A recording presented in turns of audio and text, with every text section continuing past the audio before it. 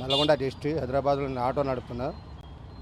అయితే బంగారం రేటు అప్పుడు అంతకుముందు 600-700 తులం ఉంటే ఇప్పుడు తులము 4,000 రూపాయలు తులం అయింది. ఒక కేజీ తీసుకోవాలంటే 4 లక్షల రూపాయలు కేజీ అయిపోయింది.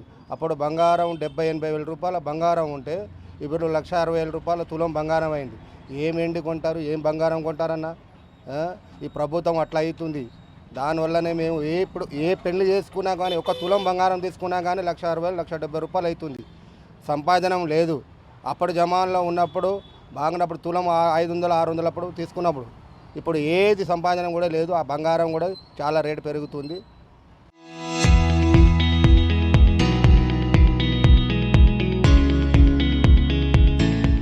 మరి ఏం చెప్తారు మరి ప్రభుత్వాలకి, లేకపోతే అదే రేవంత్ రెడ్డి వచ్చిన కాడి నుంచి చాలా పెరిగింది. అప్పుడు కేసీఆర్ ఉన్నప్పుడు తులం 600-700 రూపాయలు ఎండి ఉండేది.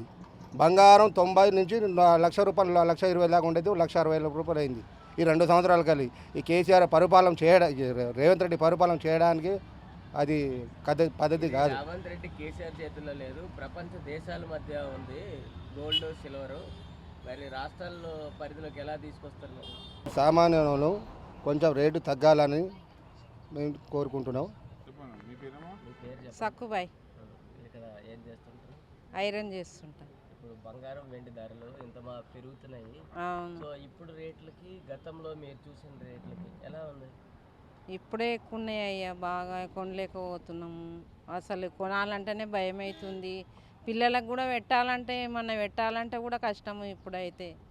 అప్పుడైతే 200 తులము అట్లా నా పెళ్ళిలో ఉండే.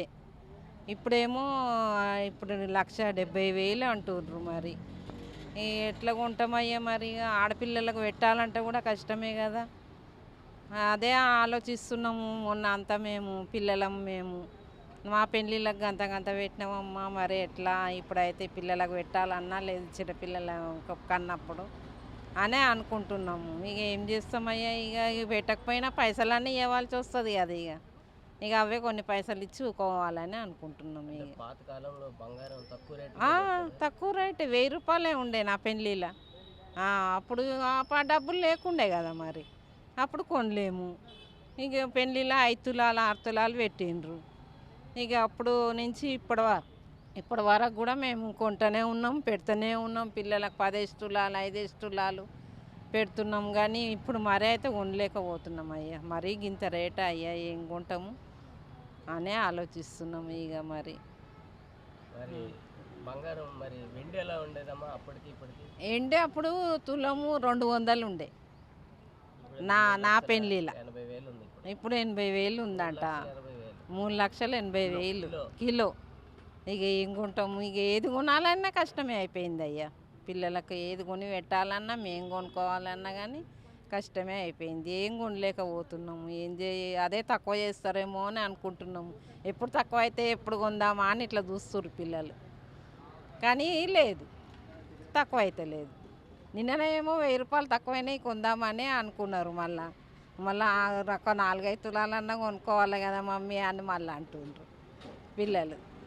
ఇక అట్లనే ఆలోచిస్తున్నాము. ఏం చేస్తాము ఇక? అదే మరి ఇంత ఉంటే కష్టము. పిల్లలకైనా మాకైనా ఏదన్నా కొనుక్కొని పెట్టుకోవాలన్నా కష్టం ఉన్నది. ఇప్పుడు బంగారం వెండి కాకుండా ఇంకేది కొంటారు? ఇంకేమున్నది అని కొనడానికి? ఇంకా అవి గోల్డ్ అవి వజ్రాలు అవన్నీ మనం కొనలేం కదా. ఇక బంగారం వెండే మరి అవే కదా పెట్టిపోతాలంటే అవే అడుగుతారు పెళ్ళిలో. మరి పైసలు ఇవి అంతే, ఇంకేం అడుగుతారని. సత్యనారాయణ 1972లో మా అక్కయ్య మ్యారేజ్ అయినప్పుడు 200 ఉండే గోల్డ్. అయితే ఇంకోటి ఏంటంటే 1985 ఫిబ్రవరి 1 నా మ్యారేజ్ అయింది, 2,000 ఉండే. ఈరోజు ఎంత ఉంది? ఒక విషయము 1,60,000 గోల్డ్ 10 గ్రాములు అంటే గరీబ్ వాళ్ళు ఎలా కొనగలరు, ఎలా పెళ్లి చేయగలరు? అవునా కాదా? అది నేను చెప్పింది. ఇది మరీ టూ మచ్. ఇది ఇప్పుడు 66 ఇయర్స్ నాకు. ఇప్పటి వరకు ఇంత రేట్ అయితే నేను ఇంతవరకు చూడలే. ఈ ఈ 5-6 నెలల నుండి ఏంటంటే బంగారం రేటు అది పెరుగుతుంది కానీ తగ్గుతలేదు. కానీ ఇది గరీబ్ వాళ్ళకు చాలా కష్టం, పెళ్ళిళ్ళు చేయలేరు వాళ్ళు. అవునా? చెప్తారు మరి మరి ఆ పరిస్థితులు ఆ రోజుల్లో ఎలా ఉండే? అవునండి, గవర్నమెంట్ ఎవరైతే ఇప్పుడు ఉంది కదా తగ్గియాలి. ఇప్పుడు ఇంత అమౌంట్ అంటే గరీబోడు ఇప్పుడు మేస్త్రి పని చేస్తాడండి, సెక్యూరిటీ గార్డ్గా చేస్తాడు, వాచ్మెన్గా చేస్తారు. అమ్మాయిది మ్యారేజ్ అంటే అమ్మాయిది మ్యారేజ్ అంటే ఎట్లా చేయగలుగుతారు? ఇప్పుడు ఒక 2 పుస్తకాలన్నా గోల్డ్ ఉండాలి పెళ్లి చేస్తే. వెండి కూడా టూ మచ్ రేటు పెరిగిపోయింది. అసలు ఎవడు అడిగేటోడు లేడా? వీళ్ళని పెంచే వాళ్ళని ఎవరు అడిగేటోళ్ళు లేరా? వాళ్ళ ఇష్టం. డబ్బున్నది రాజ్యం, గరీబ్ ఉంది అంతే. ఇప్పుడు ఆటో నడిపించేటోడు అమ్మాయిది మ్యారేజ్ చేయాలంటే ఎట్లా చేస్తాడు? వాడు చేయలేడు. ఆ అమ్మాయి ఏం చేయాలంటే ఎవరితో వెళ్ళిపోవాలి. ఇప్పుడు వీళ్ళు తెచ్చిన పరిస్థితి అదే. నువ్వు ఒకటి అది నాకు తెలిసి మాత్రం ఇది పద్ధతి కాదు. మీరు గవర్నమెంట్ ఎవరైతే రేట్లు పెంచుతున్నారో గరీబోళ్ళను కొంచెం ఆలోచించి చేయండి అంతే నేను చెప్పేది. ఇది ఇప్పుడు ఈ గవర్నమెంట్ వచ్చి ఇది పెంచిన ప్రతి ఒక్క దాని మీద పెరగడమే, గరీబోడు బతకడం అనేది లేదు. ఏదన్నా జాబులు ఏదైనా బిజినెస్ ఉన్నోడైతే బతకగలుగుతాడు. రోజు 1-2 కిలోల బియ్యం కొనేవాడు ఎట్లా బతుకుతాడు? అలా కాదు. అది లేదా మరి పెంచుకుంటూ పోతున్నాం మన రాజ్యం అని మీరు అనుకుంటే అయిపోదు. గరీబోళ్ళ గురించి కూడా మీరు ఆలోచించండి. అవునా కాదా? అది అంతే. ప్రైవేటు కంపెనీలో జాబ్ చేసినాం మేము. అయితే అది ఈపీఎఫ్ పింఛని పెంచుతారని 10 ఏళ్ళ నుండి అంటున్నారు. దాని గురించి పట్టించుకున్న వాళ్ళే లేరు. అది ఇప్పుడు ఒకటండి, డిబిఆర్ మిల్ ఉంది, ప్రాగా టూల్స్ ఉంది, హెచ్ఎంటీ ఉంది, హెచ్ఎంటీ బేరింగ్స్ ఉంది, వాచులు ఉంది. ఈ రకంగా అది పెంచవు. ఇప్పుడు వచ్చే పింఛని అది పెంచవు, ఇది మాత్రం పెంచవు. మరి ఇది బంగారం మీద చూపించినట్టు కార్మికుల మీద కూడా చూపించాలి కదా. లేదా మంత్రులకు ఓకే నాకు అర్థమైంది. ఇప్పుడు అందులో కార్మికులు ఎంతోమంది చనిపోయారు. ఉన్న వాళ్ళకన్నా ఇవ్వండి మీరు. అంటే ఉన్నవాళ్ళు కూడా చనిపోవాలని చూస్తున్నారా? చనిపోయినాక మాకు ఇచ్చేది. ఇప్పుడు మాకు 2 అమ్మాయిలు మ్యారేజ్కున్నారు. బట్ నువ్వు ఏమన్నా వస్తే కదా ఏమన్నా కొనడానికి మాకు వీలవుతుంది. నువ్వు ఏమి ఇవ్వకపోతే ఎట్లా బతుకుతారు? వాళ్ళు ఏదో ఇంత బట్టల షాపులో ఉంటుంది కదా, బట్టల షాపు ఎందులోనో జాబ్ చేస్తే ఒక 8,000 పేమెంట్ వస్తుంది, ఏదో పూట గడుస్తుంది.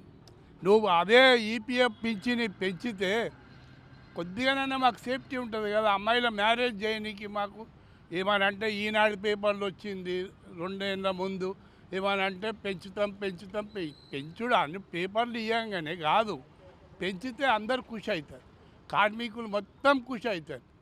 మీరు ఎప్పుడు పెంచుతారు? ఈ పద్ధతి కాదు ఇది.